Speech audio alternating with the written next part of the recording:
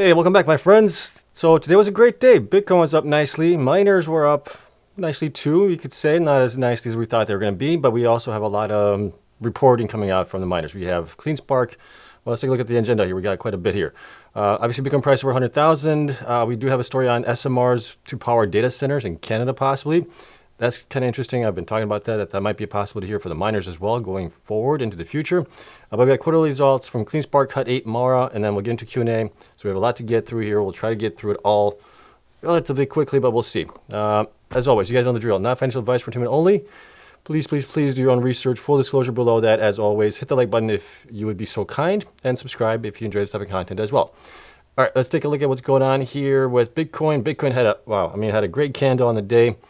We're up nicely today. We're down a little bit on the new day, but so what? That's okay. We were up 6.38%. Continued to run even into the afternoon hours after trading was basically stopped on the miners. And if we look at the 1 hour chart here, we can see that the miners stopped trading right around here or so. And Bitcoin was at that point, this was 3 o'clock roughly. And Bitcoin was about 102,000. It continued to run up to about 103,000, actually higher than that even. It got up to 104,000 at one point, and it's been kind of coming back down here recently here. So, yeah, I mean, let's see here, 12, 13, 14. We were right around 102,000 or so. And the miners did pretty good. Some did really good, actually, all things considering. The markets were actually up to date, which was good. So we had a great day. So what's driving all this? Well, a couple of things. Strategic Bitcoin reserves being enacted in states, right? New Hampshire, Arizona as well. We have others that are working on it also. Texas and many other states are working on it also. So we just have this adoption that's happening here. We got more businesses buying Bitcoin. We got more businesses transitioning over to becoming a kind of strategy play where they're going to be putting Bitcoin on their sheet and holding on to it for a long time. So we have a lot of adoption happening. Good stories happening with states. Oh, geez, what else is there? I mean, there's just a lot of good things happening here for us. Right, we got a trade deal with England today. So that was a good sign also, I believe. Kind of pumped the markets up a little bit as well, along with Bitcoin here. So adoption, everything else, it's all pointing to a nice pump in Bitcoin here. Looking at the miners, though, if we look at those guys here really quick, on the daily chart, we can see Bitfarms was up just a little bit here. It definitely underperformed. Bitcoin here was up only 3.92%. It was half of what Bitcoin did basically today. It was up a little bit higher at one point. BitDeer had a really nice run today at 19.3%. From the bottom, it is up really, really nice here. It obviously bottomed out quite heavily here recently, but it's up almost 100% here in the last, what is that going to be? Last 15 trading days or so. So in the last 3 weeks, it's up 100%. This thing has been a rocket here recently, but it did come down from the top where it was at 26.97 back here. I'm going to go from here, and it came down 75%. So it's catching a little bit of a bounce here, looks like. A nice, very nice bounce, more so than others, but it's been also probably beaten down more than others also. So Cypher did really good here. Not Cypher, but BitDeer. Cypher did okay. It was up 3.31%, kind of underperforming, same like Bitfarms did. All things considered there. Cleanspark was up nicely, 8% on the day. It came down after hours once the report came out for the quarterly results. It was down like 5% at one point, and then when I saw it last, it was down only like 3%. Not sure where it's at right now. CORZ was up 6.18% here, so that underperformed Bitcoin as well. It was up higher at one point, but then it came back down. Hive was up 5.78%. Hut 8 was up nicely today, 11.93%. It was up higher, then it came back down also a little bit on that one. A little surprising based on their report. I didn't see what they did after hours though, but they reported early in the morning and the stock still continued to run up on it. We'll take a look at their numbers here in a second. IREN was up just a little bit, 4.87%. Also underperformed Bitcoin here, was up higher, then came down. Bar was up 7.2%. It was also down after hours about 2-3% once they reported their numbers as well. Riot was up only 7.65% also. And Wolf was up 8.2%. It was up higher like some of the other ones as well, then it came back down. MicroStrategy was up only 5.58%, so it underperformed Bitcoin like a lot of these guys did actually. If we look at just the percentage gains for Bitcoin today, Galaxy was up 4.45%, Coin was up 5%, Semler was up 6.63%, Jimmy was up just a little bit, small miners were up a little bit as well. Argo was actually down, Bit Digital was up just a little bit, 3.4%. Digi Power was up nicely, 11% there, so it outperformed Bitcoin. And then DMG was up a little bit, 2.5. Mawson was up 4.9, and Canon was up 8.74, so about the same as Bitcoin. The ETFs had a pretty good day. They were up less than Bitcoin, but still finished out strong. WGMI was up 6.4, DAP was up 7.6, BKCH 5.41, and BitQ was up 6.34. And what else do we have here? Let's take a look at the network hash rate really quick. We haven't done that in a couple days. Let's see where's that heading at right now with Bitcoin price skyrocketing. So this is on the 7-day average. It's starting to come back up here. We're at 910 exahash. At that point, if we look at the 30-day average, that has kind of leveled off here a little bit since April 18th. We've been kind of flat more or less. We did get a new high here on it at 876. This was on May 3rd. And it's come down a little bit here. We are currently at 871 exahash on it. So not too bad. Let's take a look at also the Bitcoin hash price index. That's coming back up. So that's nice to see that that is up at around $55 right now per petahash. So that's obviously driving the miners to have more profitability, which is good sign for us, investors in Bitcoin miners. As a result, they should be making more money going forward in this quarter and beyond, as long as Bitcoin continues to go up in value. Looking at the month here of May, Bitcoin's up 9.18%, which is good. Bitcoin ETF inflows continue to come in, especially from BlackRock. BlackRock was up a little bit yesterday as well. 37.2 million was being bought in. We'll see how much was bought in today on BlackRock. But I mean, again, it's just a continuation of buying in from BlackRock, and then others have been selling out. But overall, we have a nice positive trend in inflows from the ETFs buying up Bitcoin there as well. Okay, quick story that we do have here from Matthew Siegel. This is actually pretty interesting and exciting as well. The first small nuclear reactor in G7 wins approval as AI use soars. So the first small nuclear reactor in G7 wins approval. This is something from Bloomberg AI. Ontario Power Generation Inc. has won approval to build a small modular reactor, SMR, at a site outside of Toronto with a total cost of $20.9 billion for 4 reactors. Well, I'm not sure what the size of those are going to be, but they do state it over here a little bit. I don't know if it's going to be total or per reactor there. So if you're looking at 4 reactors, we're looking at about $5 billion or so to build out. The first unit is expected to cost $6.1 billion, with costs declining for subsequent reactors as the company gains expertise, and will have a capacity of roughly 300 megawatts. But is that per reactor or is that per total? That's the only thing I'm questioning in there. The project is seen as a significant step forward for SMR technology, which is touted as a way to meet surging power demand for artificial intelligence, and will help Ontario Power gain experience and reduce costs. So this is awesome, but man, that's definitely expensive. I didn't think that those things were going to be that expensive, but if they are at 20 billion, so for 4, you're looking at roughly 5 billion per reactor. That's costly, but if you're getting free power for ever, well, not free, you still have to maintain it and have people service it, operate it, but more or less you're getting it at a much lower cost. That's huge savings there potentially. I mean, if you're paying over a lifespan of this thing, what is it going to be? I don't know. I'd have to do the math on, but estimating here, 1 cent per kilowatt, that would be huge, right? Could the miners do the same thing? I mean, some of the miners don't even have a market cap of around 5 billion, let alone being able to pay for this. So it would be a huge expenditure for a lot of these guys to do that, unless they get to much higher valuation here. And maybe even one way to do that would be to get one of these things, but you still need a heck of a lot, right? Most of these guys are breaching or have already reached 1 gigawatt of power. So if you would have 4 of these at 300 megawatts each, you would have 1.2 gigawatts of power at that point. That would be enough to power what they need. But yeah, data centers definitely would work out as well. So interesting, very nice to see that. I thought this was going to be one of the paths that are going to be going forward, as we do have a crunch on electricity here in, I guess you could say, not only in the United States, but I guess in Canada as well. So we do need to look at some other alternatives, and the small modular reactors are that alternative as well. Okay, so that's great news there. All right, let's get into the quarterly results. We do have quite a few. Like I said, we got 3 reporting. I'll give you guys my thoughts on this as well, and we'll go just in alphabetical order of these guys. So we'll go Cleanspark, Cut 8, and Mara at the end, and then we'll get into your guys' Q&A on it also.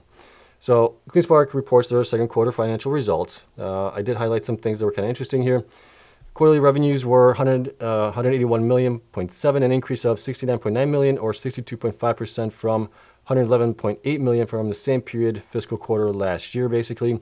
Net loss for the 3 months ended March 31st was negative 138.8 million, or 49 cents loss per share, basic share, compared to net income of 126.7 million, or 59 cents per basic share for the same period prior year. The result of that is because of the FSB rules. They were marked down on the Bitcoin hodl that they have there. That's the result. You get that.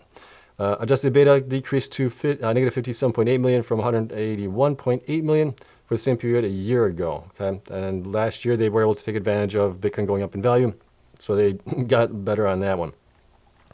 Assets, they now have 97.0 million cash, Bitcoin 979.6 million, total current assets 947.5 million.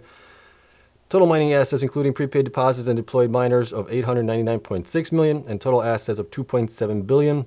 The company's worth right around that anyways with their market cap right now. So they're just being valued on their assets basically right now. It seems like, not for any future growth or potential there.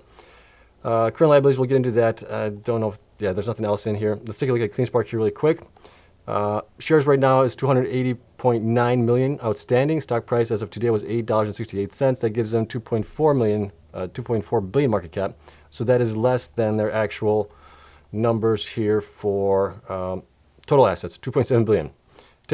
You could take out the debt that they have there on the convertible notes. That's roughly what, 400 some odd million, 500 million, and that would get us probably pretty close to that as it is on it. So they're just being valued on their assets right now as it is.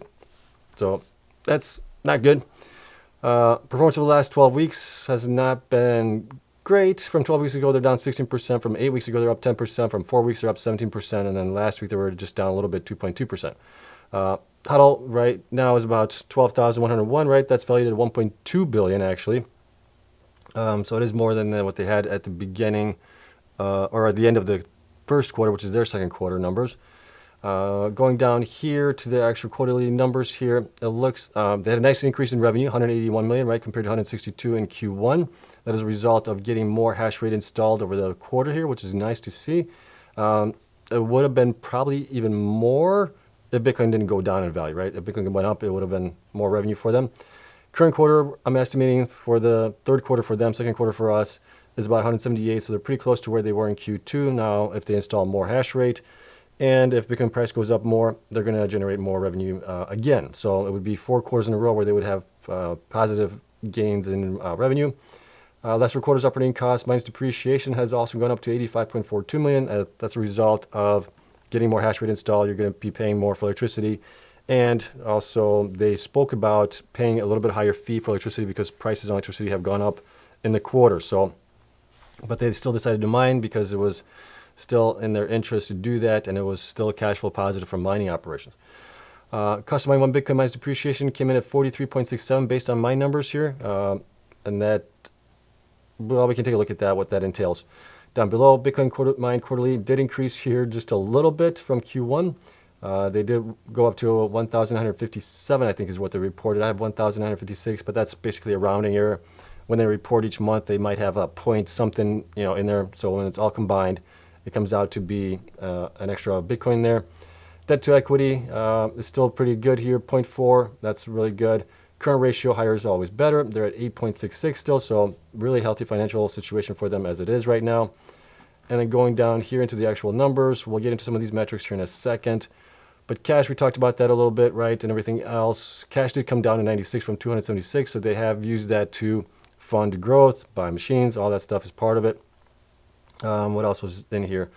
Digital currency, right, was valued lower, 832 from 929 million. What else do we have here that was kind of high? That's it. So total current assets, 947, down from 1.2 billion. Total assets actually went down also to 2.6 from 2.7, but that's based on Bitcoin price coming down. Valuation on that has come down. Property and equipment went up to 1.271 billion here. What else did we see that was kind of out of ordinary? Nothing else really. So that looks good there. Current liabilities did go up a little bit here to 109 from 96 million. And that was actually, accounts payable went down to 11 million from 27. Accrued liabilities actually went up to 87. So there's the increase from that, possibly a little bit. But we had some things that were coming down here as well. So that wasn't too bad. Total liabilities, 766 million from 757. And then loans payable net of current portion is 641. I believe those are the convertible notes along with some other debt maybe there that they have. And what else do we have here? Total liabilities and stockholder equity, 2.65 billion, down a little bit from 2.7, not too bad. Revenues here, we talked about revenues being up 181, right? And I came pretty close to them for what they're going to be generating here. I had them at, sorry for scrolling up and down, I had them at 182.1, so I was off by 0.22% on the revenue here for the quarter. Like seeing that. Going back down here to the revenue side of things, no other energy, hardware, software, services revenue, right? I probably should take that out or hide this one here along with other services. They don't deal with anything else. Going forward, expenses, like I talked about, cost of revenue exclusive of depreciation and amortization, did go up to 85 from 70 million. That's a result of having more hash rate, mostly.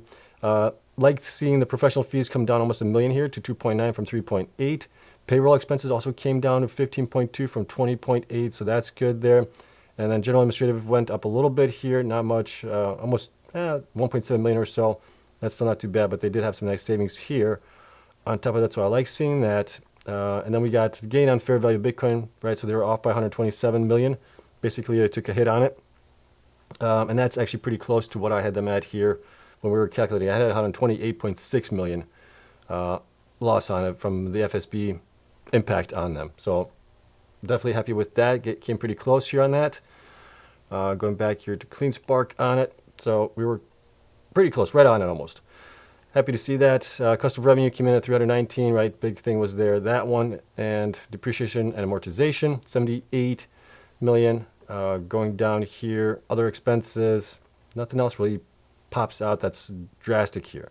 But they did obviously have a loss. Income loss before income tax was negative 141 million. And then total comprehensive income loss attributable to common shareholders was 135 million. And that got us to a negative 49 cents, right? If we take out, my thing that I wanted to see was, can they actually post a positive EPS without the FSB impact? And they can't. They came close, but they weren't able to, right? So they lost 135 million. The impact on the FSB was 127 million. So we're shy.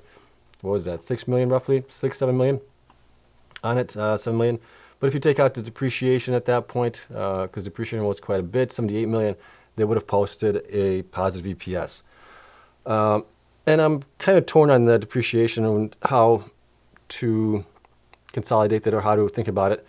The reason I say that is because depreciation is on the machines that they bought, maybe infrastructure as well, buildings, things like that.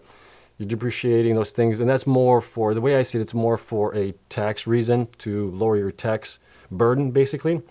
Offset some of your gains and things like that, so that way you don't have to pay much on that, right? But it also goes to expenses where you're putting that down as an expense, right, when you buy machines, things like that. But the way I look at it also is they really didn't buy machines from operations. They bought machines from, unfortunately, us shareholders through selling shares, aka dilution.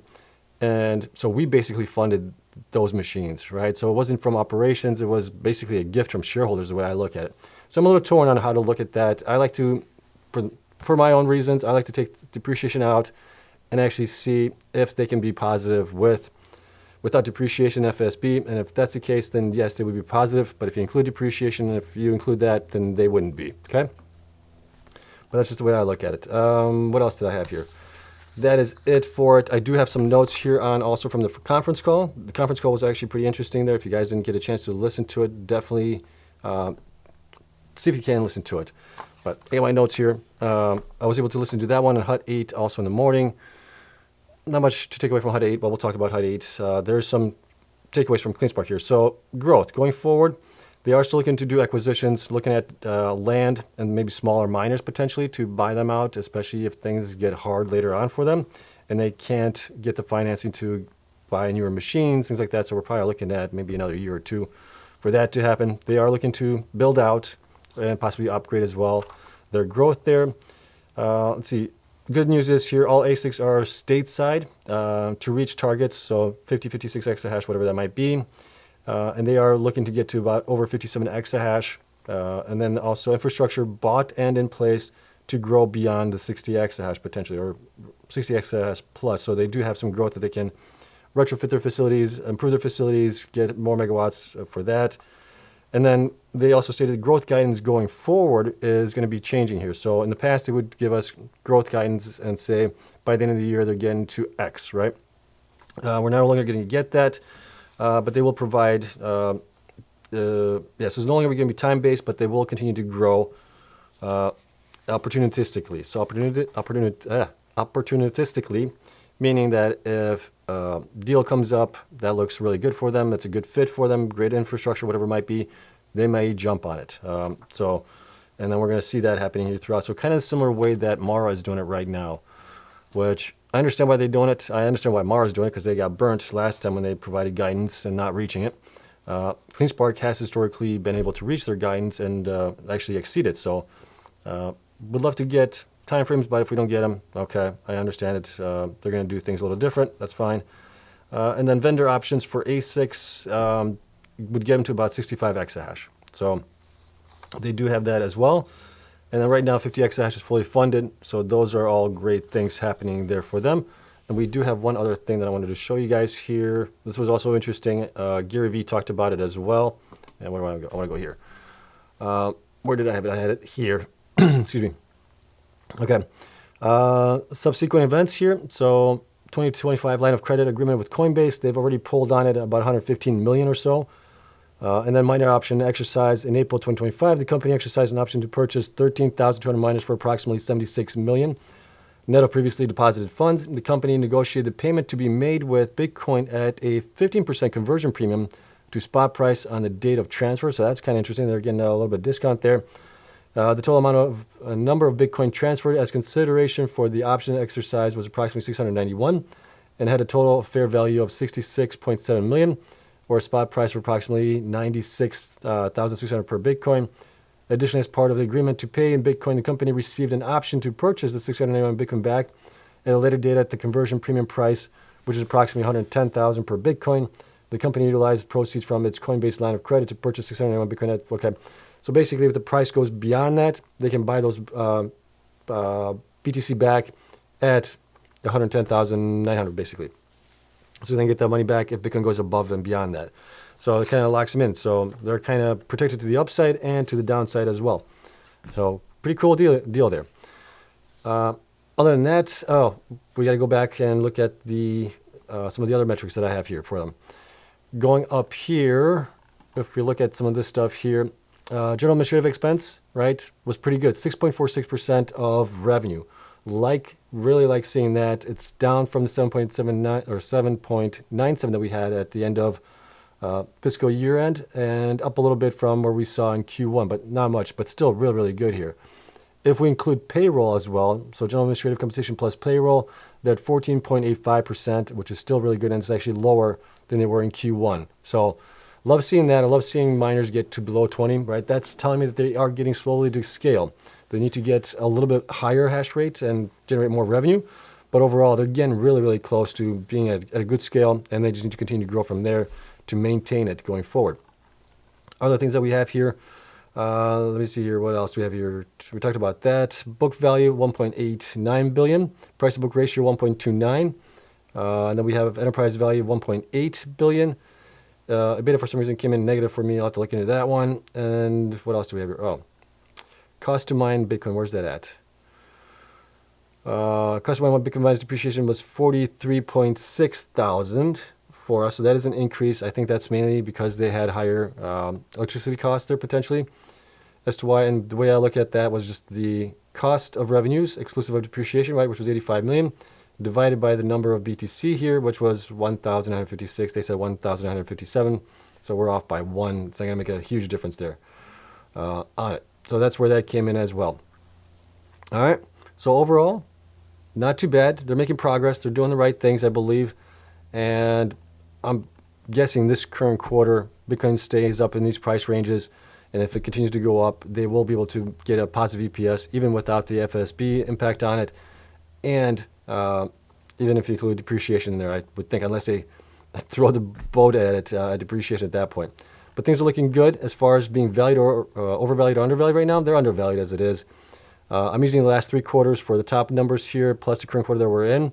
I'm in between 16.33 and 24.49. They're at $8.68. Yeah, they're undervalued in my opinion. And then if we use the numbers for April production revenue times 12 months, looking forward, I have between 1753 to 2630. And that's just based on where Bitcoin price is right now, network hash rate and all that stuff. But if Bitcoin price goes up higher than network hash rate faster, they're going to be generating more revenue. They should be valued even higher at that point, but they're not, right? So they are still one of the heaviest shorted ones, 30-some percent, 33% I think shorted there. We'll have to wait and see if that short interest goes down as Bitcoin price goes up in value and the shorts start to cover on it. And eventually then they'll maybe let it run. But that is it. So they just got to continue to execute, grow, and they should be fine here on it. But we can get into your guys' questions when you guys have those. And let's take a look at HUT 8 here a little bit. HUT 8 data is a little wonky, I would say, for my side at least. Not for their side, but for my side, and that's because things that they changed here. But let's take a look at HUT 8 really quick as well. So first quarter for them, results here, revenue of 21.8 million, net loss of 134.3 million, and adjusted beta of 117 million. Lost their total energy capacity under management was about 1 gigawatt. And then strategic Bitcoin reserve of 10,264 Bitcoin with market value of 847 million. Going down here, power. So first quarter 2025 highlights for power, generated 4.4 million in first quarter revenue, secured and broke ground on 582 acres at River Bend campus in Louisiana. This is the one we talked about. This is where they're looking to build a data center potentially for somebody. The growing rumors is it might be for Meta. We don't know, but we'll find out maybe in due course. And then they state that they have about 10.8 gigawatts of development pipeline with 2.6 gigawatts of capacity under exclusivity as of March 31st, 2025. So they got, if that's the case, they have a lot of power under their belt potentially. Going down here, compute. Revenue for compute, this is for the self Bitcoin mining, was pretty low. And it was, we'll get into the numbers here in a second for it, but that was definitely pretty low. Also from some of their other managed services, which they don't break out anymore, but digital infrastructure, I think that's part of it as well. They lost Ionic, right, as a customer there. That was definitely quite a bit of revenue that they lost from it. But let's take a look at the numbers that we do have here for them. And, well, let's talk about Ionic right now, because that's on, we just talked about it anyways here. So I was trying to see if you guys recall, this is probably a couple quarters back. I can't remember if it's 1 or 2 quarters back. Ionic canceled their managed services agreement with HUT 8 at that time. And at that time, HUT 8 said that they're going to aggressively pursue legal action. I was trying to see if there's any mention of that in here. I couldn't find it. I searched for Ionic, and the only thing I found here was a couple parts of it. There's actually 8 sections where they mention Ionic here, but the first one here is this one. So energy capacity under management for the 3 months ended March 31st was 1,020 megawatts compared to 1,239 megawatts for the 3 months ended March 31st, 2024. The decrease was due the conclusion of operations at 2 managed services sites, Kearney and Granbury, which consisted of 100 megawatts and 300 megawatts respectively, and the loss of managed services contract with Ionic for 4 sites that consist of 87 megawatts, partially offset by the addition of our Vegas site, a 250 megawatt facility that is currently under development in Salt Creek. So they did lose quite a bit of revenue from that. The Kearney and Granbury sites, those are the ones that Mara bought out, if you recall, from last year. So that was part of it, and obviously Ionic there also was quite a big hit for them. On that one, if we look for the next Ionic here, they talk about it as well. During the fourth quarter of 2024, agreement with Ionic Digital to host approximately 8,000 miners, 8.8. And Alpha said was terminated as a result. We ceased providing AC colocation. But again, I found nothing on there to state they are in a legal battle with them because I guess they thought they were unfairly being canceled, basically. But that's it for Ionic. So that was interesting to note. Maybe we will find something later on in following quarters that they are doing a legal thing or something or not. But I just wanted to see, but it's definitely not. All right, looking at HUT 8 here really quick as well. HUT 8 currently has 93.58 million shares. I probably need to update that because that's showing Q3 here. I need to bring that up. And there we go. Okay, so that's up to date. So 104 million shares, market cap about 1.5 billion roughly here. Their performance over the last 12 weeks has not been great, especially from 12 weeks ago. They're down 32%. From 8 weeks ago, they're up 9. From 4, they're up 13. And last week, they're up almost 3% there. Currently, Bitcoin HODL is about 10,264. That's about 1 billion there. So 71% of the market cap is their HODL position as it is right now, and each share is about $10.12 of HODL in it right now. So as we talked about their revenues going down, right? We talked about that in the beginning here a little bit. This is a result of that. They had older machines here and their hash rate was actually going down. Finally, in March, they installed some newer machines, got their hash rate up nicely, and the revenues went up as a result of that. But that was only for a partial month. Revenue should continue to go up here going forward. But they needed to kind of get their act together a little bit faster with those machines getting plugged in, but they were working on site, so I get it. They were a little bit delayed here. Excuse me. Going down here, so when it comes to the numbers here, last quarter, which was Q4, they changed their, what's it called? They changed the way that they are reporting their business segments from the way that they had it to a new way, which messed up my numbers again. So the numbers got messed up when they merged with USBTC, so when they merged with USBTC. Those things got all whacked because they were then using the numbers from USBTC books, and that messed my numbers up. And then 3 quarters later, they messed them up again for me for Q4. Rather frustrating because it's really hard to track to see how they're doing, and maybe it's on purpose. I don't know. So it's hard for investors to see what's actually going on here. So right now I have Q4 at 0 million, but there was revenue in there.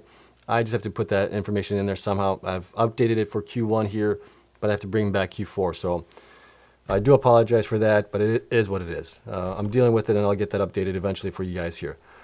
So we're seeing a little bit off here, but current quarter, we're looking at about 28.4 million. So that is going to be a nice increase for them from the 16.2 million that they had in Q1. Obviously, Bitcoin price has gone up here. That's nice. Their hash rate has also grown, so that should generate more. They just need to install more hash rate going forward. Cost of mining 1 Bitcoin mines depreciation here. Looks like it's about 70,000 here for Q1. That should improve in Q2 with these latest generation miners there. And then Bitcoin mine quarterly has been coming down, but that should improve possibly for Q2 for them with the latest generation miners in there, higher hash rate. That should improve for them as well. Debt to equity, 0.68, still really good. Current ratio higher is always better, 1.26. So they're still doing good, okay there. They got enough to cover at least the current expenses there. Total current assets, this should be in USD now, not Canadian. Probably need to take that out because that was still during the days of Hut 8 being a Canadian-based company here. But that's in USD. So 269 million there. Total current liabilities also in USD. 213 million as it is right now.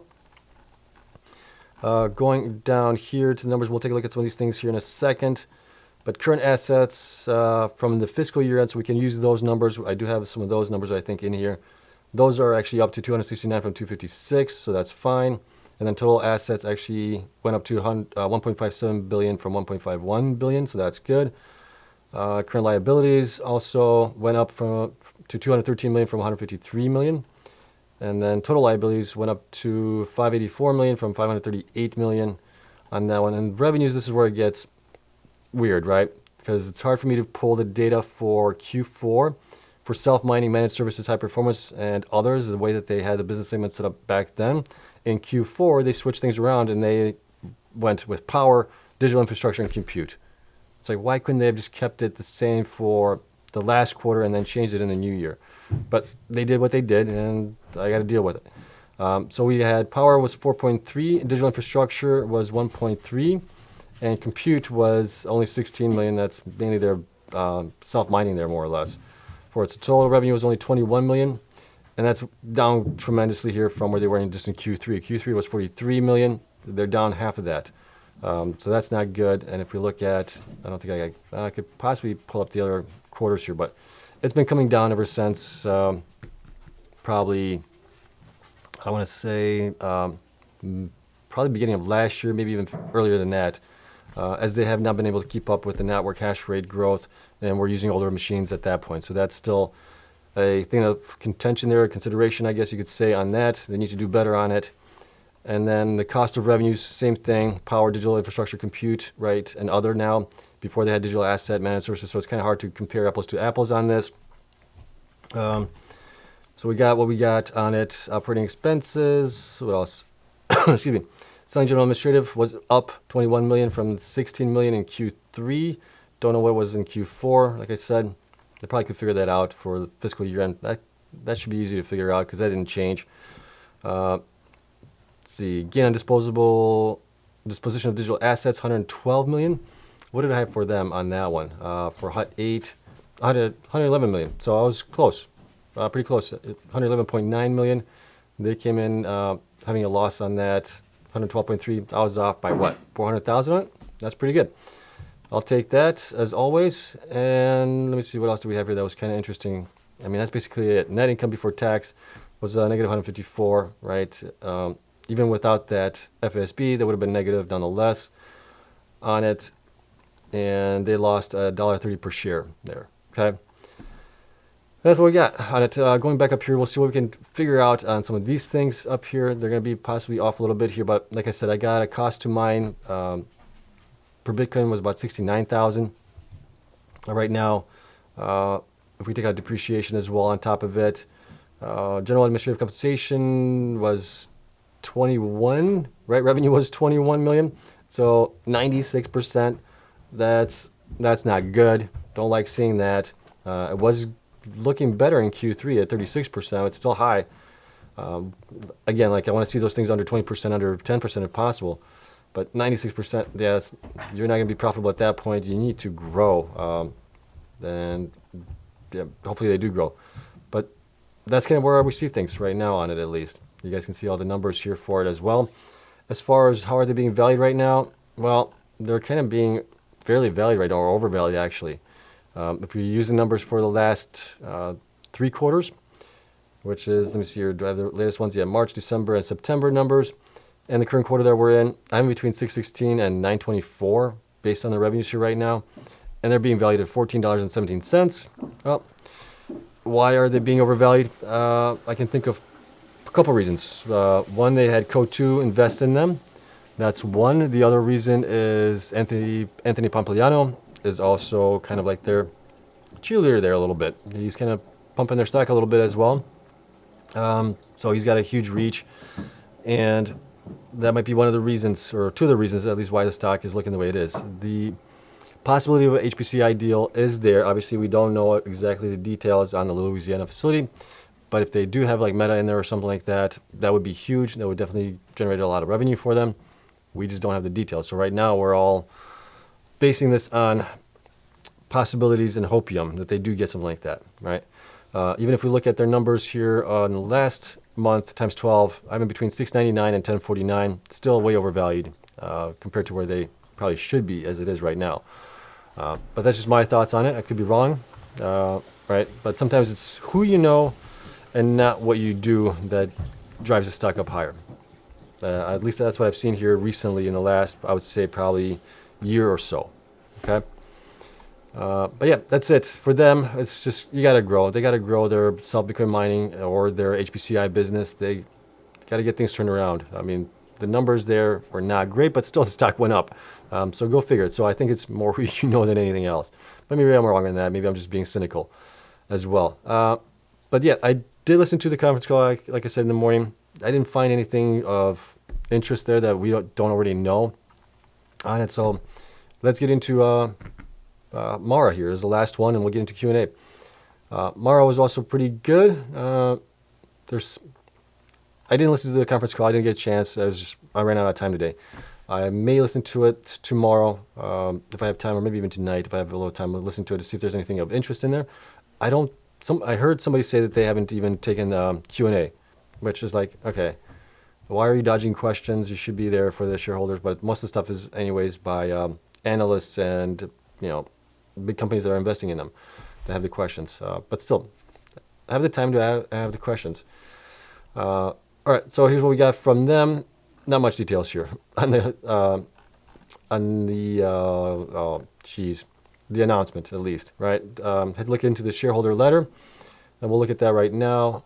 Also, and then if you guys are following Penny had some good points on his post today as well. Penny Ether on X had some pretty good points on why he's kind of negative on Mara, and I would have to agree with him on quite a few of those points.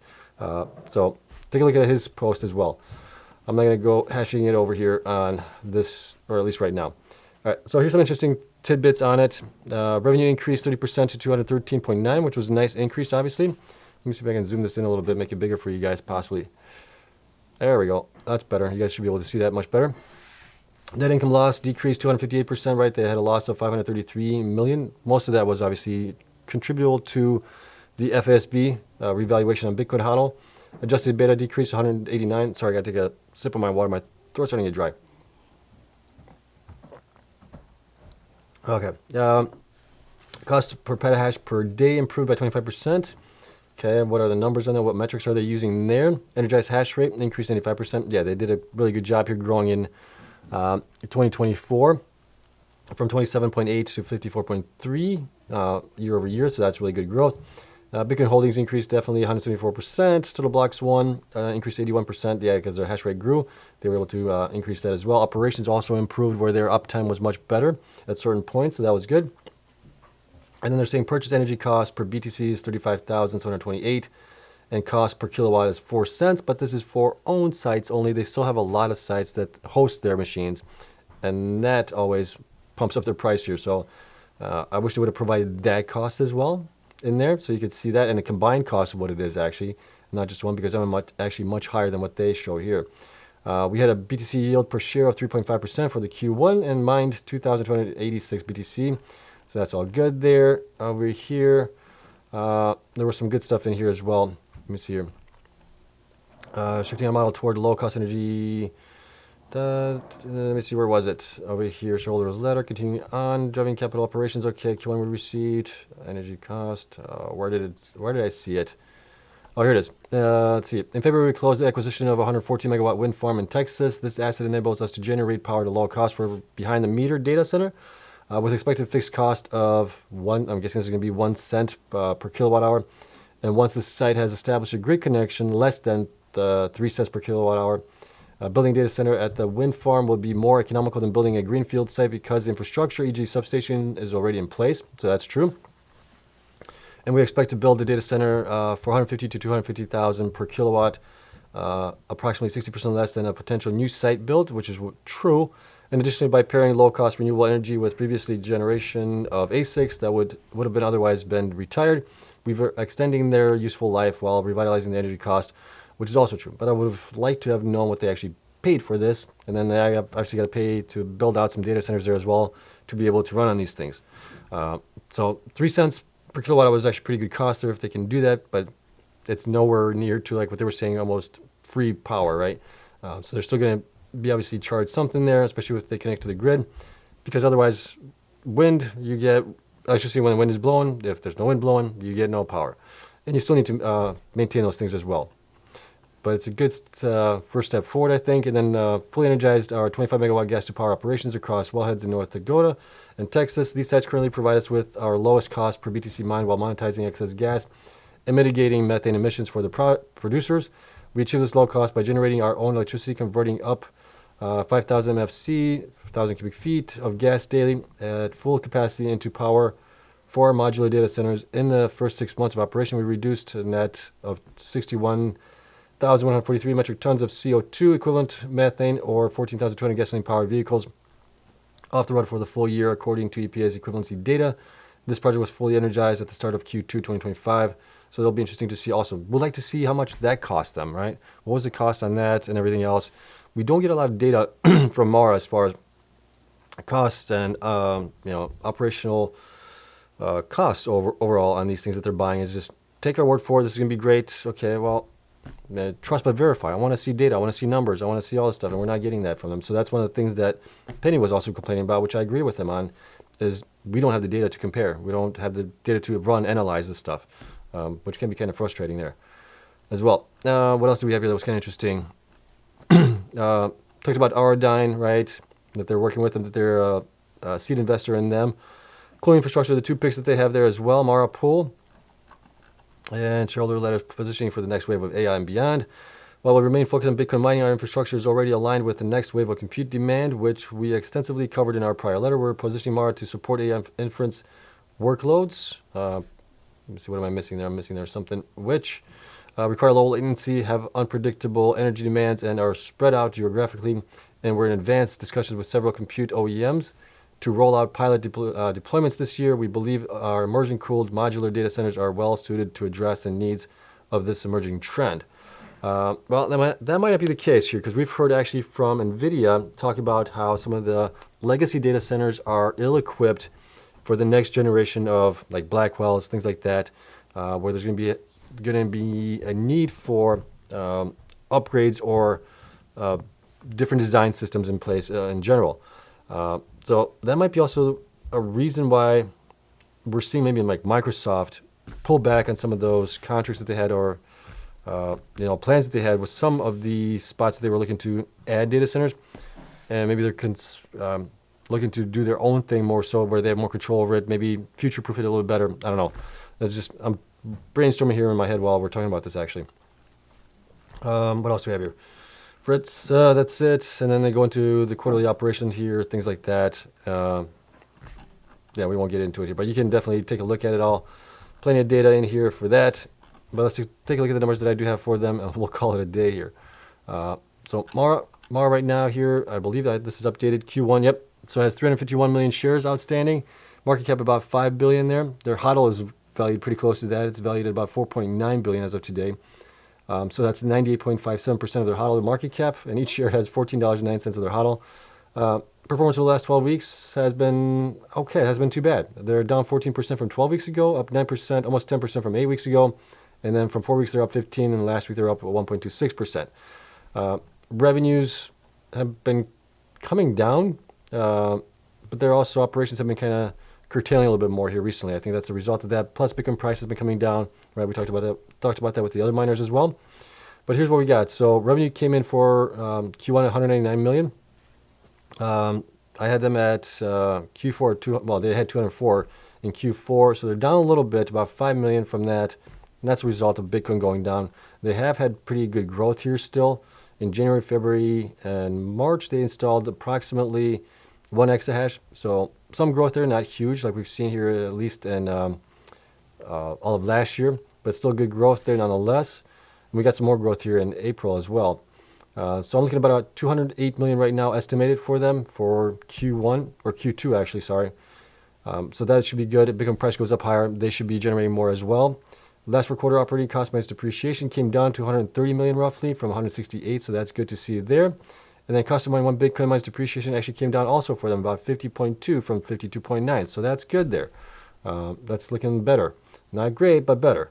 Bitcoin mine quarterly did come down a little bit here to 2,223, and this is just for their self-mining side of things. Does not include the JVs that they're a part of in there. Bitcoin mine quarterly, Q4 was 2.4 thousand Bitcoin. Debt to equity still pretty good, 0.729. Current ratio is actually under 1 now, so they're going to have to do something, probably dilute some more shares or something to get that up above 1 possibly, but that's 0.792 there on that one. Total current assets, 291 million, right? Total current liabilities, 368 million as it is. Going down here, we'll look at these things in a second. Assets, like we talked about, came down to 291 from 470 million. What was the big increase on that one? Big increase was, or decrease actually, I should say, was cash and cash equivalents. So that had a pretty big drawdown on it, almost 200 million on that. What else? That's about it. Prepaid expenses came down a little bit to 28 from 35 million. And then total assets here, what do we have a big change in here? Digital assets went down in value, obviously 2.7 billion from 3.2. And then digital assets receivable went up to 1.1 from 960 million. What else? That stayed the same. Property equipment went up a little bit here to 1.566 billion. Big thing. What else was a big change here that I could see? And that was basically it on it. Deferred taxes, 23 million. And yeah, so total assets came down to 6.4 billion from 6.8 on it. So, I mean, plenty of assets, but they also have quite a bit of liabilities here. So let's take a look at those right now. Liabilities increased to 368 million from 95 million. What was a big increase here? Short-term borrowings, revolving credit line, 300 million. Where did they get that? I'll have to look at their 10K or 10Q filing to see what the heck happened there. Did they get a credit line with Coinbase or somebody else that they didn't tell anybody about, or somebody else? What am I missing there? Remind me, guys. I'm drawing a blank on this one right now. So that was a big increase there, obviously. On that one, let's see, longer term stuff that we have here, convertible notes. 2.2 billion on that, right? That's not due until like 5 years from now, 6 years from now. So they got plenty of time to worry about that later on. but that did increase here a little bit. Total liabilities increased to 2.7 billion from 2.6 billion. So still not too bad though. Total stockholder equity is 3.724 billion, went down from the 4.1 billion, and the total liabilities and stockholder equity is actually up to 6.4 billion from 6.8 on it. So that is actually good. Okay, revenues here. Mining operator transaction fees. This is part of their Mara pool. That was 2.78 million in revenue, down from the 16.1. So in Q4, but prior to that, Q3 they were around 2.8. So that's looking more in line there. Mining operator transaction fees, or sorry, let me see. I talked about that one. Mining participants. This is. I'm trying to think of what that one is. I don't think it's their JVs. And then they also have hosting services, so they do host for somebody as well. But that was 10 million, and that's down. They had a negative 8. I'm not sure. I'll have to look at that one. That one's got me confused a little bit right now. Mining operator, this is where they're self-mining. So that came in at 199 million. And I believe they include this and transaction fees. Those two are included in when they report the monthly operational update. And that's kind of what I'm using there for them right now. Or have been using it consistently here. What else do we have here? Going down here. Okay, they did change some things around as far as cost. So why they did that, I don't know. But before we had cost of revenue, energy and hosting and other. They also had cost of revenue hosting services, and they had cost of revenues depreciation and amortization. Okay, now they changed it to third-party hosting and other energy costs, operating and maintenance costs, and then compensation and related taxes. So it's like, again, how do I figure out which is what for which segment of up here? Mining, hosting, they're self-mining. Which one is for which? It gets tiresome trying to keep up with these guys and changing stuff around all the time. I'm not sure why they do it. Probably just to mess with us. General administrative was up to 85 million from 77.9, so almost up about almost 6 million there, up on that one. That's still a lot, 85 million. I'd like to see a breakdown of that. Depreciation and amortization was up to 157 million. Last time we had 136 million for that one. Looks like based on that, so that kind of at least stayed the same, but they brought it down here under this one. And then what else do we have here? Realized and unrealized gains, losses on digital assets, right? So that was 394 million. Plus they had something else over here. Where was it? There was another addition as well on top of it. That was, where did I see it?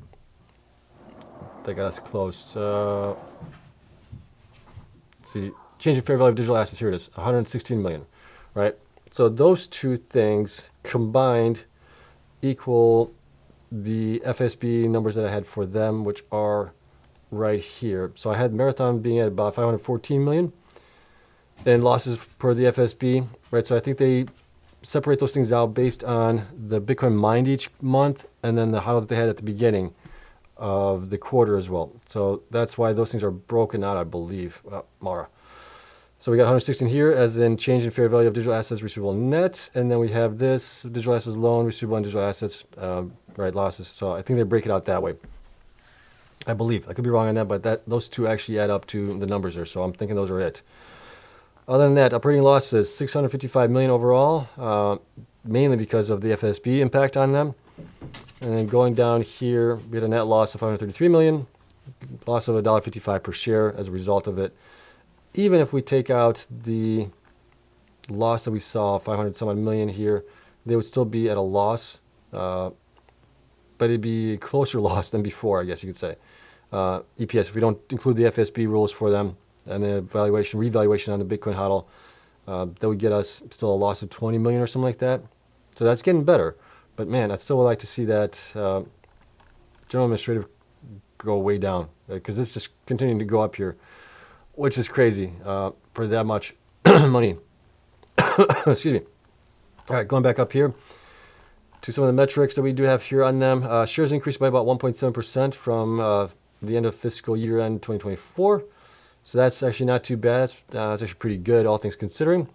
Looking at general administrative compensation, G&A here, it was about 43% of the revenue, right? It's still way too high, way too high. It looked like they were on the right track of going down, at least in Q4. They were down to 38, but I think that also includes in there the stock-based compensation is in there included as well. Probably have to pull that out to see what the actual one is, but regardless, that's still way too high on that one. Going up here, debt to EBITDA was negative 4.6, EV to EBITDA was negative 6.9. EBITDA was a negative number for some reason. I think it's because of the convertible notes. And then enterprise value was 4.5 billion, right? Taking everything out. Price to book ratio 1.35, book value is 3.7, and everything else we covered up here as well. Cost to mine Bitcoin, like I said, was about 50,000 or so for the quarter, based on my numbers, at least based on what I'm seeing here. So, what was I going to say next? I was going to say something about it. What did I draw a blank on? Valuation-wise, right? So, enterprise value 4.5. They are valued at approximately 5, so they're at least a little bit higher than that, but I mean, their HODL position is valued at that as it is right now. So they should be valued much, much higher. So based on the last 3 quarters and the current quarter that we just are in right now, I have them between 1572 and 2359. They're at 1429. Yeah, they're undervalued a little bit right now. If we look at the revenue from April times 12 months looking forward, I have them between 1519 and 2278. Yeah, they're undervalued just a little bit here right now as it is on that. So yeah, they just need to cut their costs as much as they can.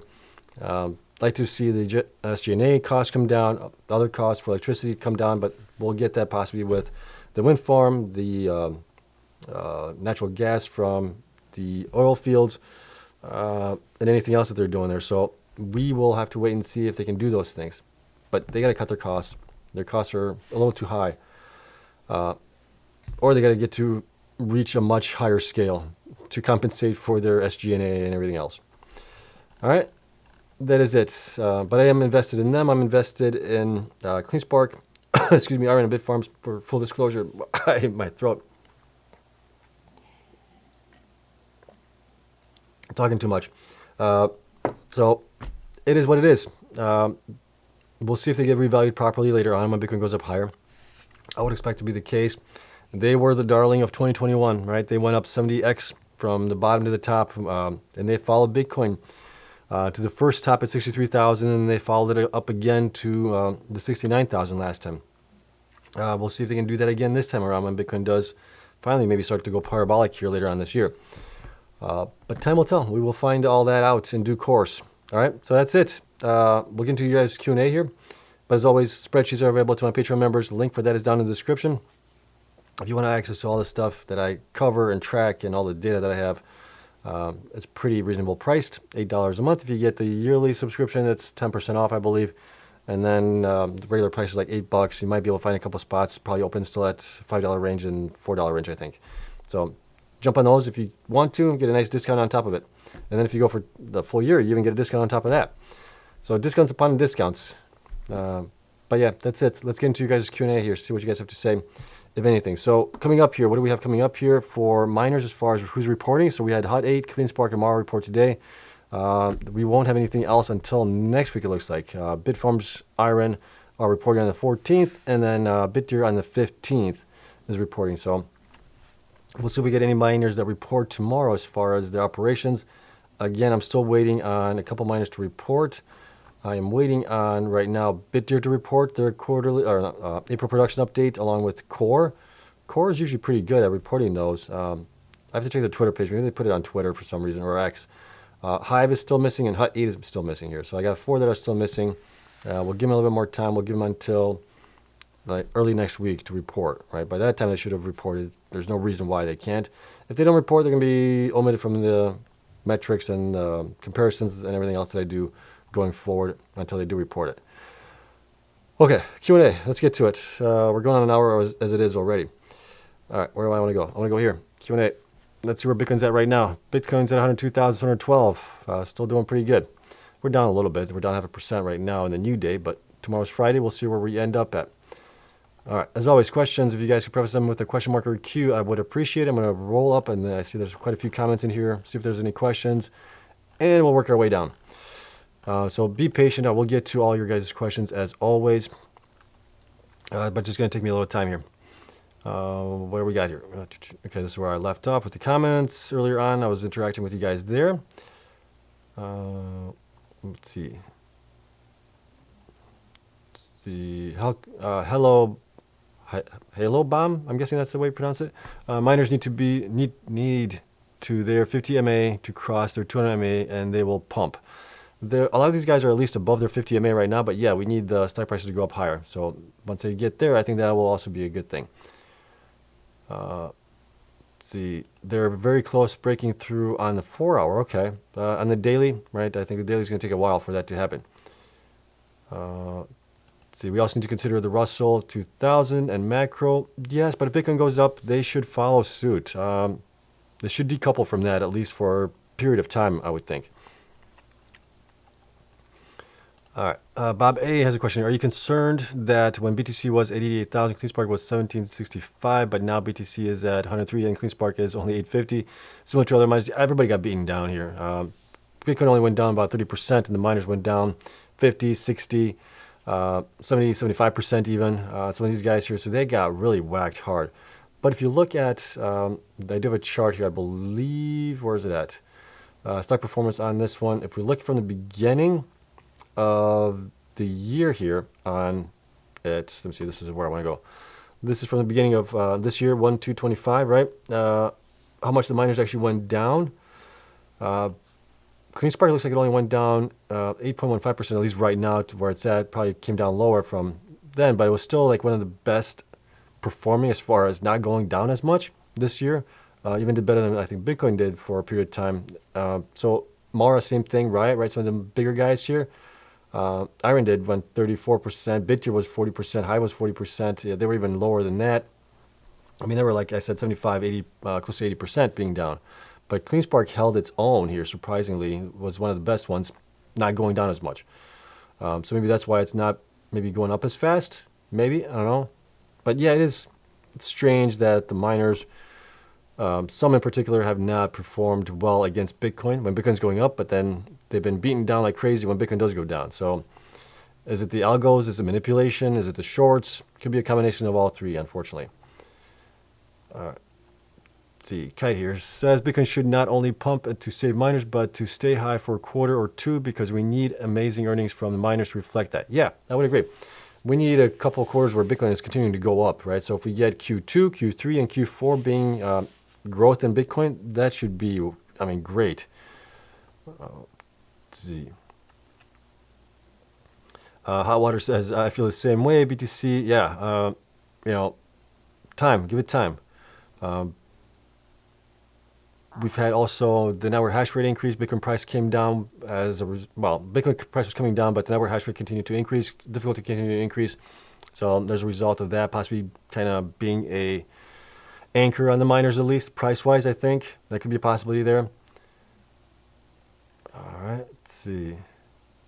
Gary says Mara's all-in cost per Bitcoin mined went from 134,000 Q4 to 166 in Q1. Ouch. Yeah, if you include obviously the depreciation and stock-based compensation and what else is in there?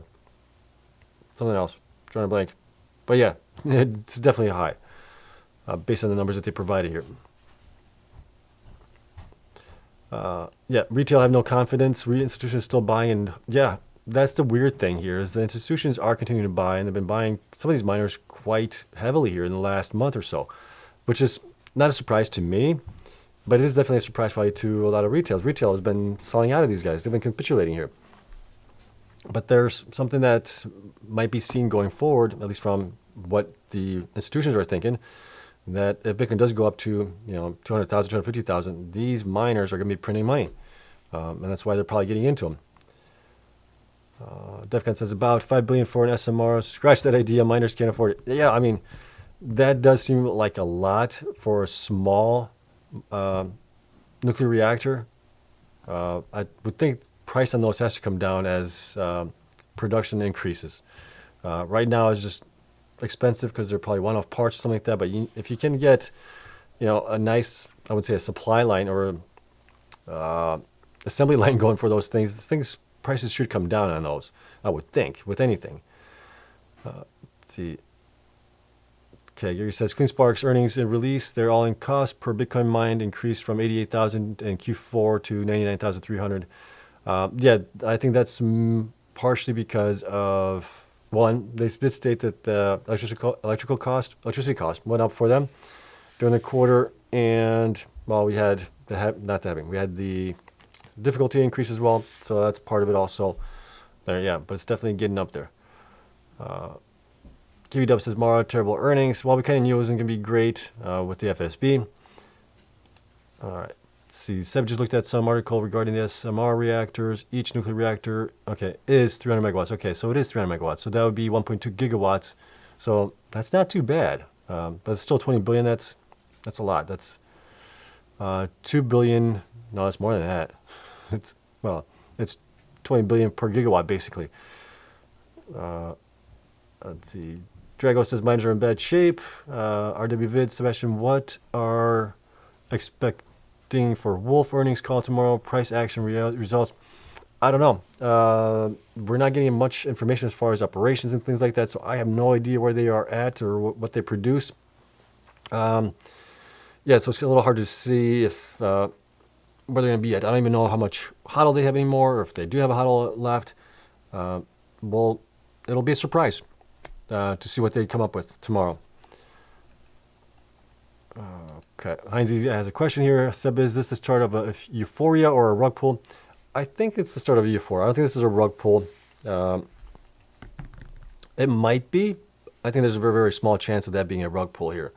Just based on everything that's going on. You got to, right, states, SPRs, companies buying, companies transitioning to becoming a strategy play. I mean, just all the adoption, everything else that's happening here. There's just too much good news for it to be a rug pull, I think.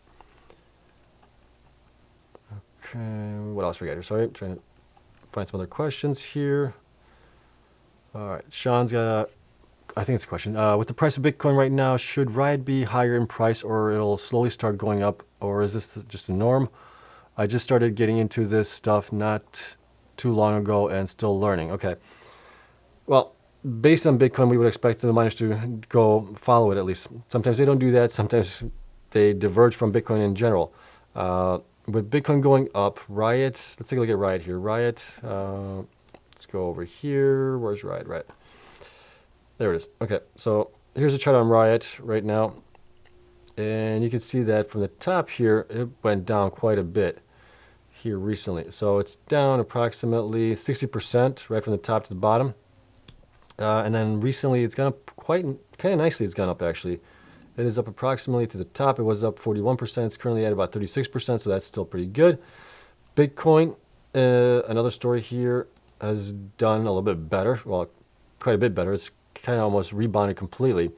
But it was down from the top. Where's my ruler? There it is. From the top here, it went down approximately to the bottom, 31, almost 32%. And it has rebounded approximately 40%, so it's the same about as what Riot has done, right? So as long as Bitcoin continues to go up, they should go up as well with it. The question is for Riot is, can they get an HPCI deal? And we know that they're pausing their growth on Bitcoin mining, ASICs growth, hash rate growth, and they're concentrating more on the HPCI potential.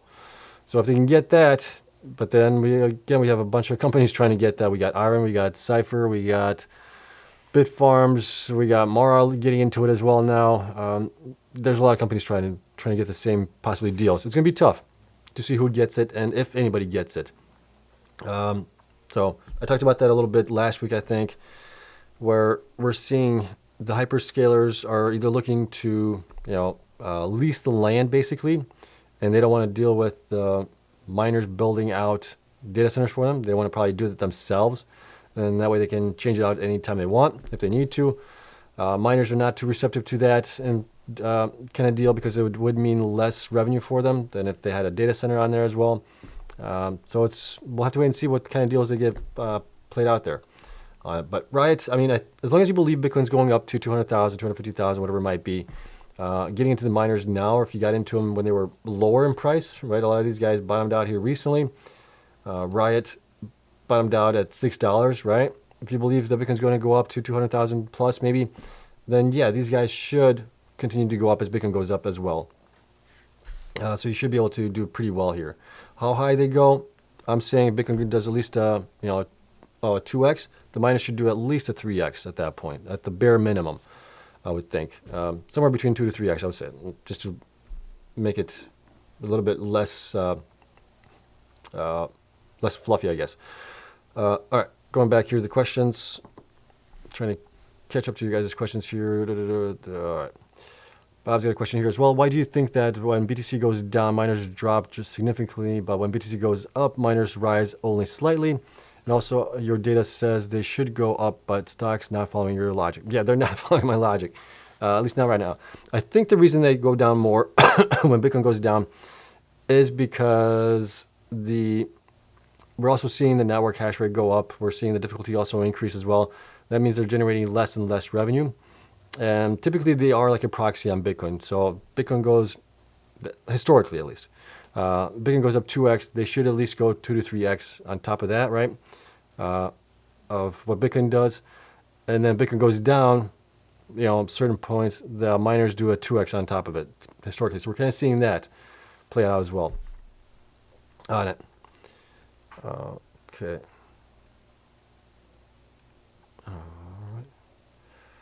Heinz says, I'm praying for Cleanspark, Riot, Mawson, and IREN, not financial advice. Pray for Bitcoin. Pray for Bitcoin to go up. If Bitcoin goes up, these guys will follow. Let's see, Helcom says, I reckon around Tuesday, Wednesday, we will pump. Is that based on the Bitcoin going across at 84,000 on April 20th? Look where we are now. Once miners catch up and do the same, it's GG. Okay. Okay, Hot Water's question here. BTC hash rate and cost to mine are destroying the miners. Are the miners fighting a losing battle? Smaller miners seem to be dying. When can retail investors like us be rewarded? Bitcoin going up much higher. Yes, the miners need to continually grow. And I've said this for a long time. They need to continually grow as followed at least bare minimum. They need to follow the difficulty increases or the network hash rate growth percentage-wise to stay where they are. With Bitcoin going up in staying the same or at least going up in value, right? That should generate more revenue for them. The other thing is for these guys to reach to scale. The smaller miners are going to have a harder time, more so. If they're not able to grow and they weren't really able to use the ATM because the price of the stock was really low. Anyways, so that's tough always. You need to grow. If you're not growing, eventually you're going to be dying. You're slowly dying basically at that point. So yeah. The only thing that's going to save them possibly, if Bitcoin is going up continually here, we get some corrections with Bitcoin going down 30% and continuing to go back up, but they will need to eventually change out their ASICs for newer machines, potentially. But that might be delayed a little bit if Bitcoin just continues to go up faster than the network hash rate increases. I hope that makes sense for you guys. Hope you guys understand that. All right. Let's see, Gary's got a question here. All three of the big HODL miners have lost money mining every quarter except one for the last 3 years. Does it make sense to buy HODL miners if their cost per coin is almost always above spot price? Historically, I would say yes, based on the previous cycles, right? Gary, I think you've been around long enough from the previous cycle. I mean, you saw what happened to the miners at that point. Last cycle, I think, was a lot of hype around the growth, right? A lot of these guys were saying that they're getting, huge growth, 20 exahash, whatever it was, 15 exahash growth in a year or something like that when they were at 3 exahash or something like that.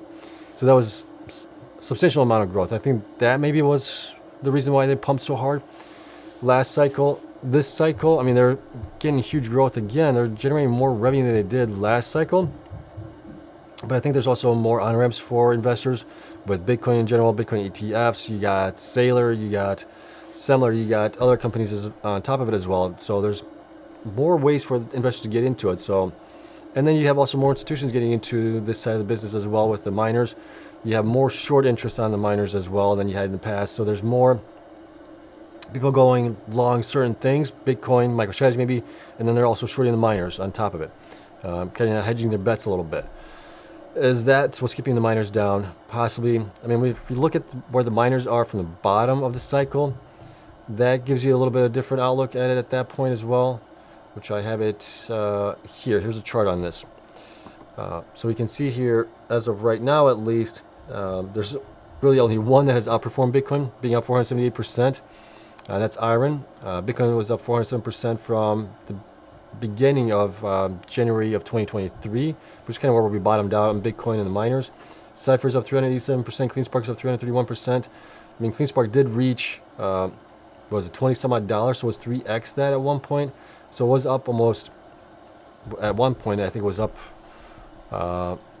close to 1,000%, right? If you sold at that point, you were sitting pretty if you bought in at the bottom. Obviously, not a lot of people bought in at the bottom, but if you got into it, you did really well. And I think we might be able to see that on the chart here.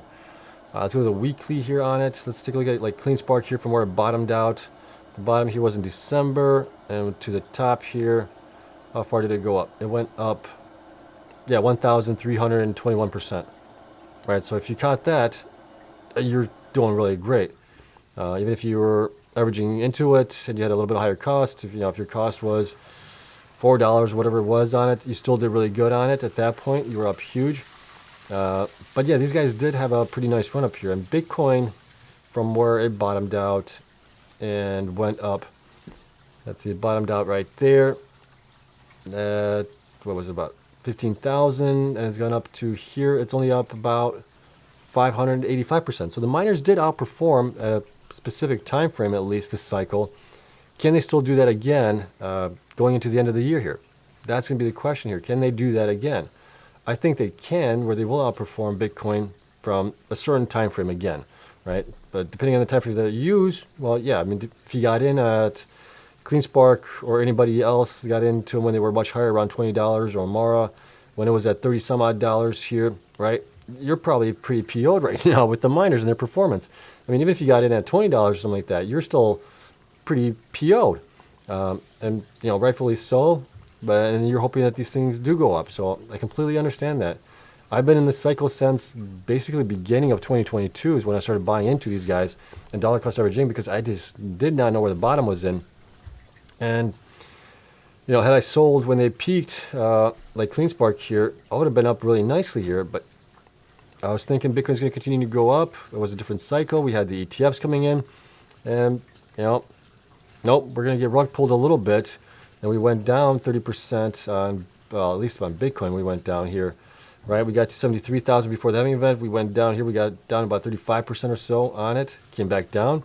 And then it ran back up to 109, and then we came down another 30%. So this time, it should get up to like 180,000, 200,000, all being said and done. And then we possibly might have another correction here of 25, 30%, whatever it might be.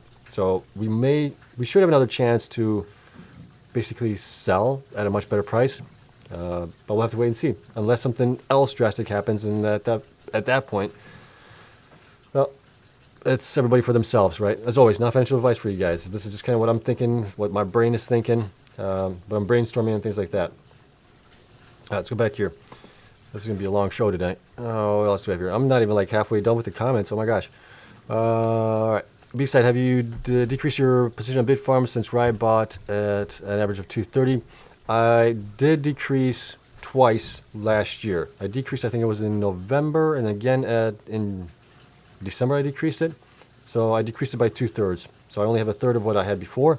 I was still in profit at that point, so I did do that. See, Denny says, hey Seb, no offense, but you do all this research as shown in all your live streams, but you don't realize Cleanspark was going to be a miss in earnings.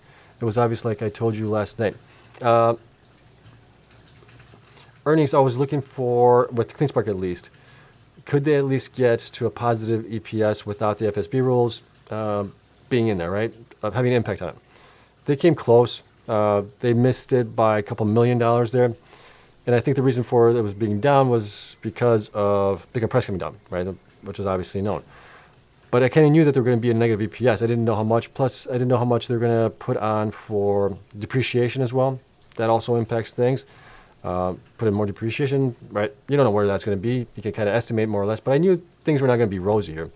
So I knew they were going to be, the data I knew, they're going to be off by 112 or whatever million that was on the FSB impact, right? It was pretty close on that, 128 million, right? I was really, really close to that number. So the data was there. It's just how close are you going to be with it?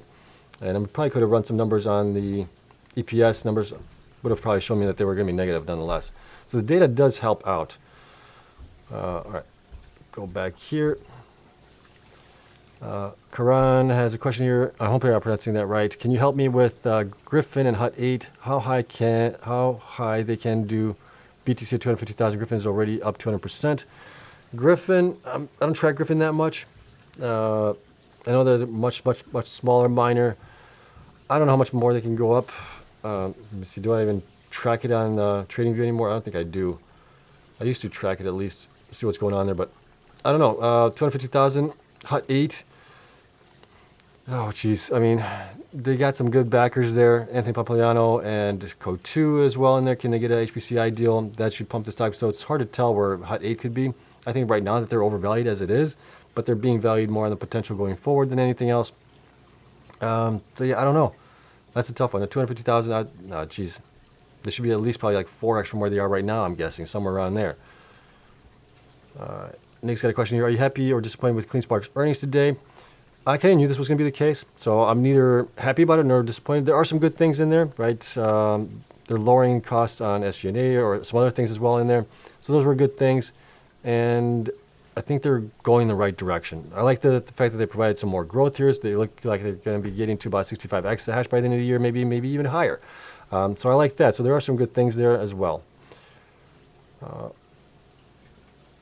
The thoughts on the SMR's potential effect on a company like IREN that has most of their potential value in land and power? Well, that's a good question there. We already saw Microsoft get into bed with the power plant at 3 Mile Island, right? So we're already seeing the hyperscalers getting into the nuclear space a little bit. They have a lot deeper pockets. They could spend the $20 billion on a SMR, get 1 gigawatt and do whatever they want with it and not have to worry about paying anybody for it. They can just build out their data center however they want. It's probably more beneficial to them for them to do it that way, I would think.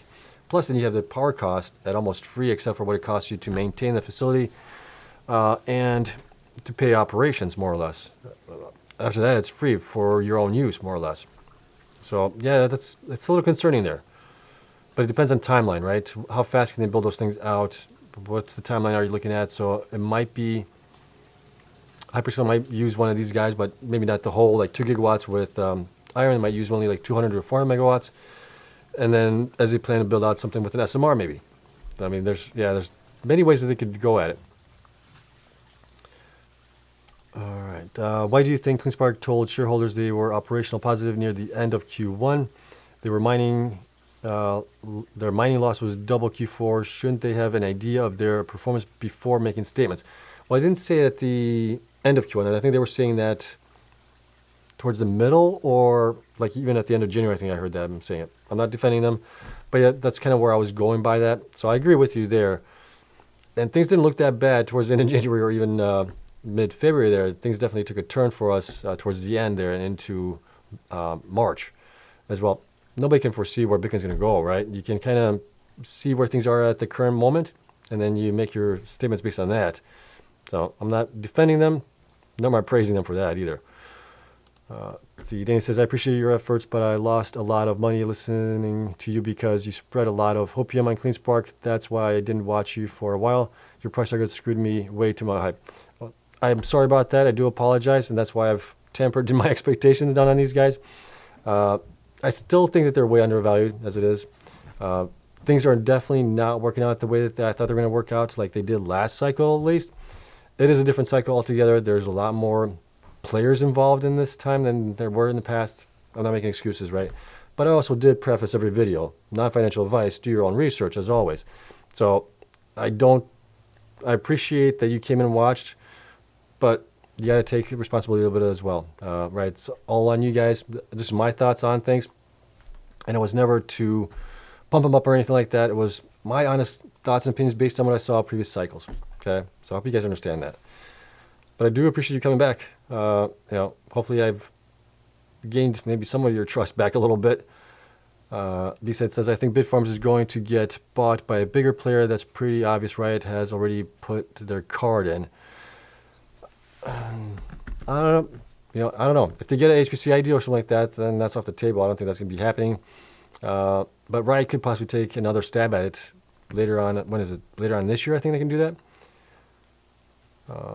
Ryan says all the miners are dog poop. Let's see. Denny says, I hope you understand what I'm saying, but can you be more realistic with your targets? Yeah, I've definitely tempered down those targets. If you've been following me here in the last probably 3 months or so, I'm sandbagging the targets here. I'm saying that Bitcoin goes at least 2x. The miners should do at least 2 to 3x as well on that. I'm not saying they're going to do 10x on what Bitcoin does 2x. So I've tempered those down quite a bit. So I get what you're saying, though. I do appreciate that. And I appreciate the feedback always, right? And like I said, I'm sorry to hear that you lost quite a bit of money. Only reason I'm still in the green is because of CleanSpark, because I bought it at much lower prices, right? A dollar cost average into it. And then I'm still in the red. Actually, today I might be in the green on Mara, but I'm in the red on IREN. I'm in the green right now on Bitfarms as it is. So the only one that's saving me right now is CleanSpark. See, is IREN the only miner to be profitable without FASB? Yes, it does look like they will be profitable. Unless they put in a bunch of expenses, costs for depreciation, stock-based compensation. If they put in a bunch of that stuff, then they might not be. But if they keep it pretty tame, they should be. Okay, IREN agrees there with me, it looks like.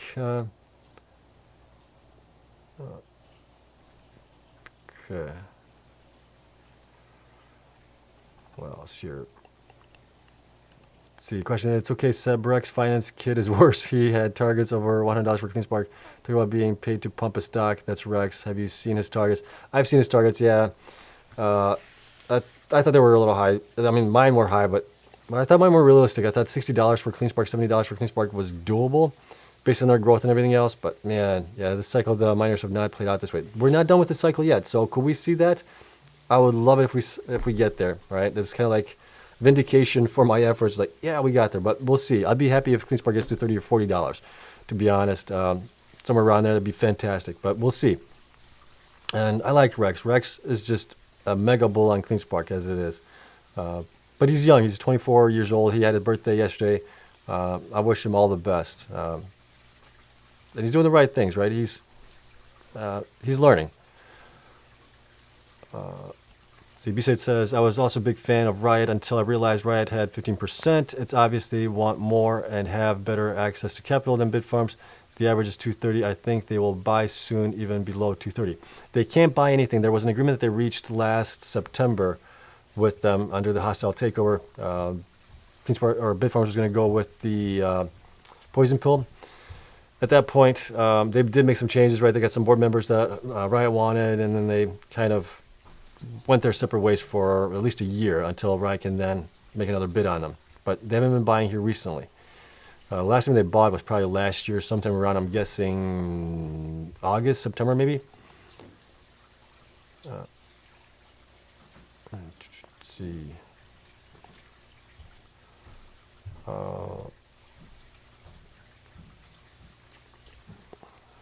What else? Sorry, there's quite a few comments here. Just trying to catch up. Let's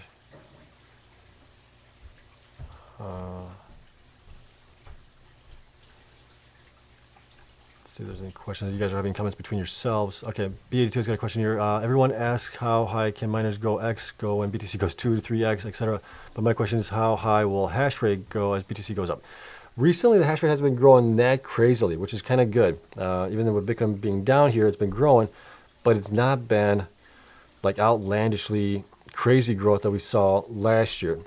If you look at it here right now, this is on the 30-day average. This is what I like to track. It's more evened out, right, from all the spikes that you would normally see on the daily. I mean, see here, this is like a microphone, right? You're looking at the sound waves, more or less. But on the 30-day, it's a little more smoothed out. And you can see here that this is, let me see, December, we peaked right there, right? So at the start of the year, we kind of went sideways for a number of months here through March pretty much. And then here at the middle of March, we started going up quite nicely. Then we're kind of flat here again. But if you look at the growth here that we saw in 2024, let me see if I can zoom this down maybe to 3 years. This will give us a little bit better idea here.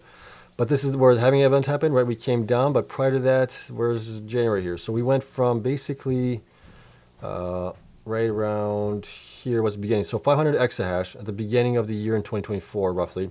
And we ended the year at, we had, what was it, 300%, 300x or 300 exahash growth, more or less, 285 exahash growth. Right now, we've only seen from 80 to, I mean, we've seen probably about 100 exahash right now, and we're almost halfway through the year.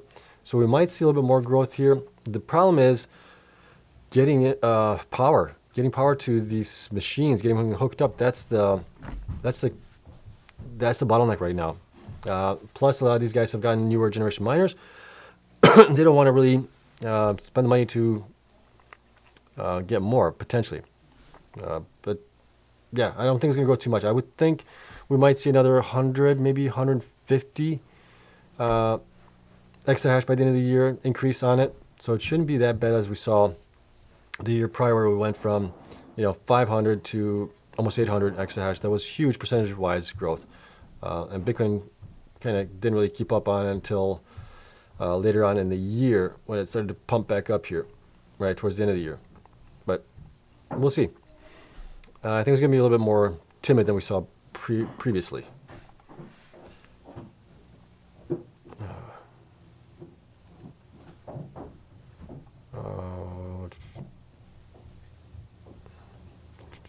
Sorry, guys. Trying to find the questions here.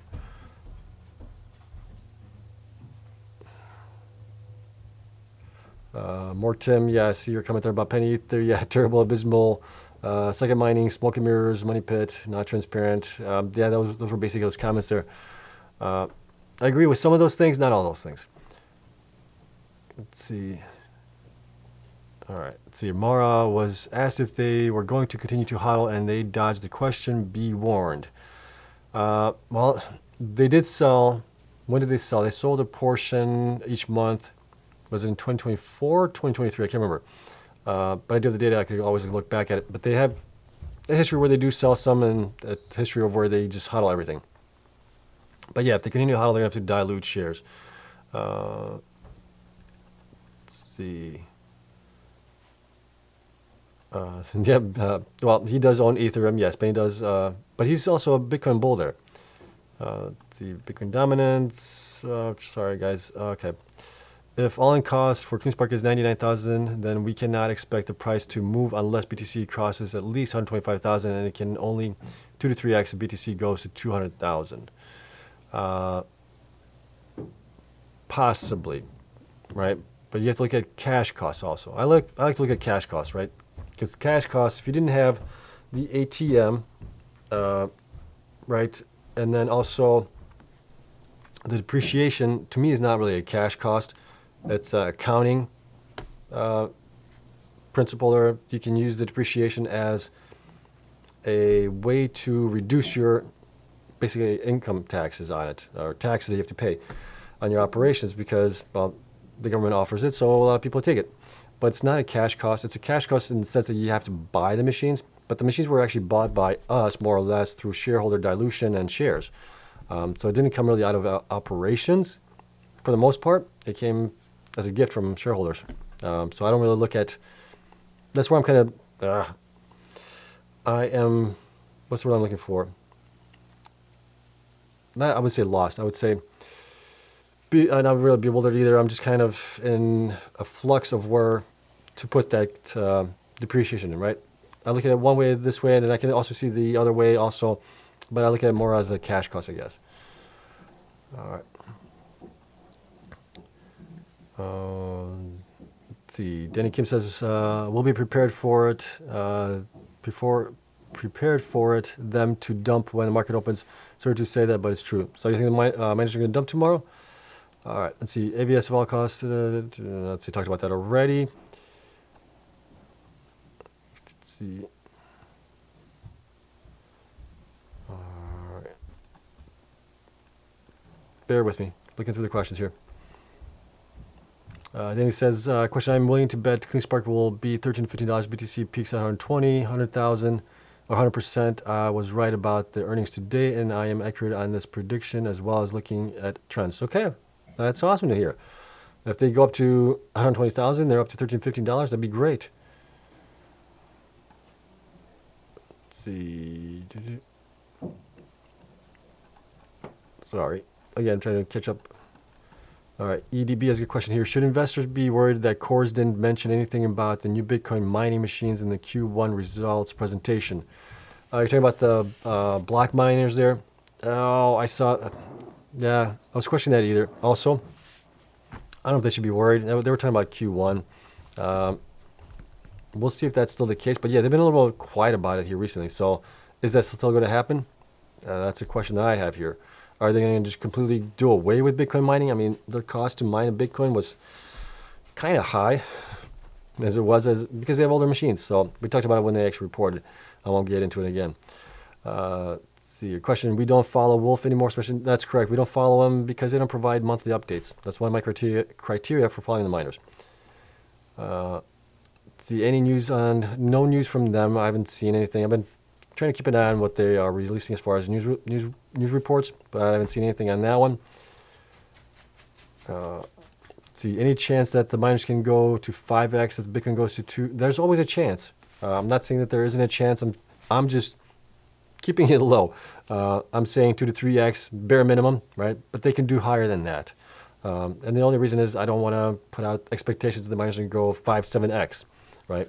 If the cycle was playing out the same way as it was last cycle, I'd be like, yeah, I can do that. But I want to keep things a little bit more down low. If we get higher than that, fantastic, right? I think it's going to be a bonus for everybody.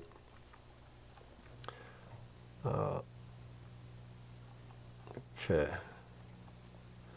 SH got a question. Where do you see Bitcoin price with BTC at 150,000 lowest to high price? Thanks. Well, at that point, I mean, we should see them at least between, I would say, $2 to $4, somewhere around there at the very least. All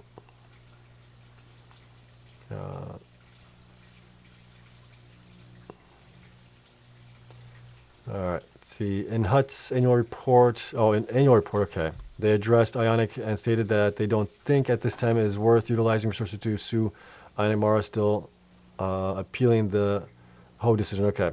Okay, so they're not going after them, but they definitely sound like they were when they had the news to come out at first. Let's see. LB says BitTier will be the winner this year. Could very well be. I mean, it's doing pretty good here right now. All right. Let's see. Seb, just look at fintech shorts for daily total. You have to do each miner individually. It's free 90 million share short today on Cleanspark. Okay. Yeah, that's quite a bit. A question, will MicroStrategy make S&P 500 first attempt early June? I think it will shake up the market if it happens. What are the requirements to get on the 500 list? I know there's some certain requirements. I'm just not sure what those are. Let's see. Between Cleanspark and Mara, who has the lowest all-in cost to mine? That'll be Cleanspark. Let's see. When is Satoshi reporting Bitcoin quarterly? That's never going to happen. Our closest Satoshi is probably Michael Saylor there. Let's see. Question is always say my account was created before Satoshi in 2008. My account created in 2006. I think I like Mara because the value of their stake is more than $5 billion in 2025. Okay. Do you think the CIA wants Bitcoin? Don't tell anybody, but they probably developed it. If I were CIA, I would want Bitcoin immediately. Yeah, they got some on their books there, I believe. Question, IREN is still the lowest all-in cost to mine BTC. What's their current costs? Current cost, we'll get that when they report the quarterly results, but yes, currently they should be the lowest to mine there. Let's see. Helcom says, with mass adoption, I would say rug pull is very unlikely. I would think so also. Talked about that one already as well. Yeah, oh yeah, Trump did say to buy stocks today as well. Markets did go up. Bitcoin went up nicely. All right, what happens to BTC mining and pricing if many miners cut their BTC mining to focus on HPCI? Well, there's going to be others that are going to still do it. The public miners are not the only ones that are doing it. You still have a bunch of private miners as well.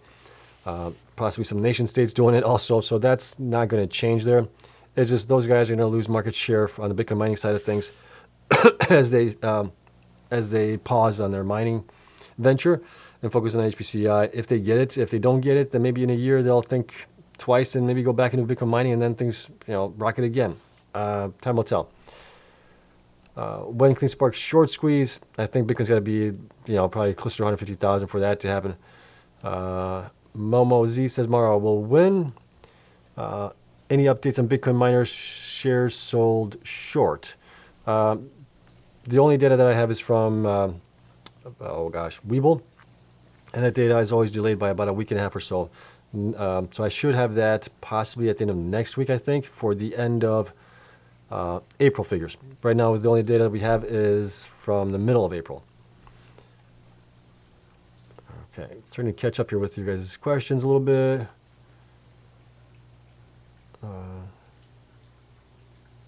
Sebastian, so do you know how much cash Bitfarm has?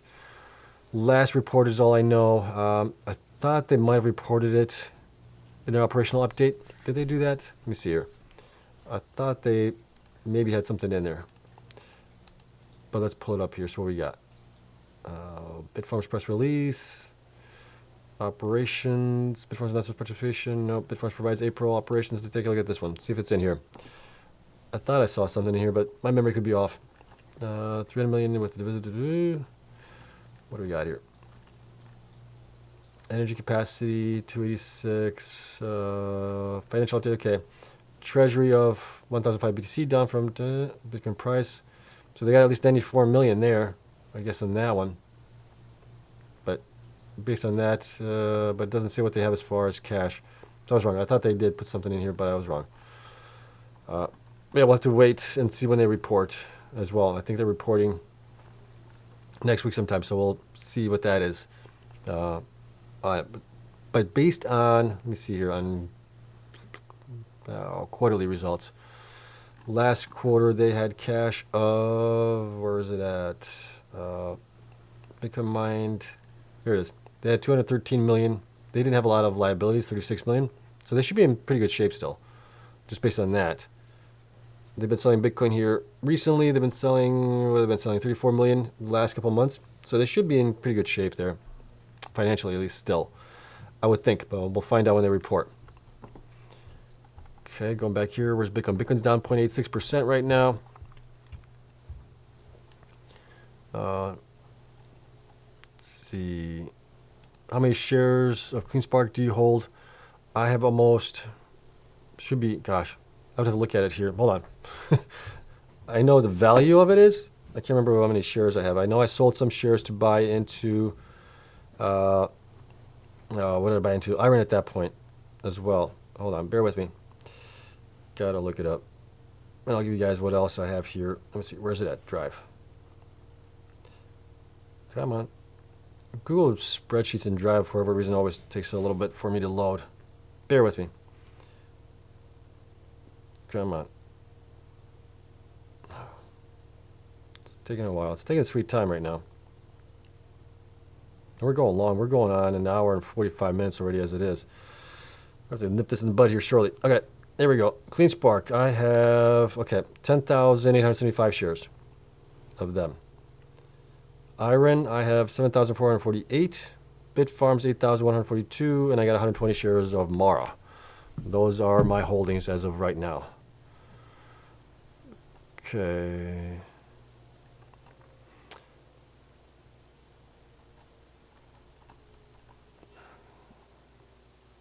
Okay. Talked about this one. Yeah, I don't know, but Riot still owns shares. Bitfarms, yes, they still own shares in there. It's down to like 15 or 16% because of the dilution that happened with the Stronghold buy there.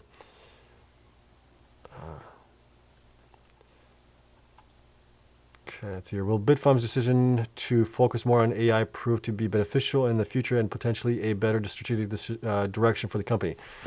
If they can get an HPCI deal, then I would say yes. If they cannot get anything there, then like everybody else that's trying to do it, it might be a waste of time and a waste of missed opportunity in Bitcoin mining. Because if Bitcoin goes to an extended cycle, like I've been saying, maybe it does. I'm not saying it's going to go for 100%, but I'm leaning that way, that we might have an extended cycle where Bitcoin goes up in, this year, up some more, and next year, up the following year as well, and we only get these like 30% corrections here. Then that might be a missed opportunity, because as time goes on, as long as Bitcoin goes up, they still should be able to maintain their revenue or at least increase it a little bit as Bitcoin goes up. As long as Bitcoin goes up faster than the network hash rate, then they can do that. But they can also generate more if they build out the Bitcoin mining side of things. But so we'll see. I'm a little mixed on that one right now. What else? Bitfarms having the same kind of run as Mara. I don't think so. That would be awesome though if it did, but I don't think so. All right. What is IREN's total cost to mine? I have them at, let me see, break-even cost for them. Well, that was not using also depreciation in mine numbers. So, let's see, break-even here. IREN, I got about 41,000 without depreciation.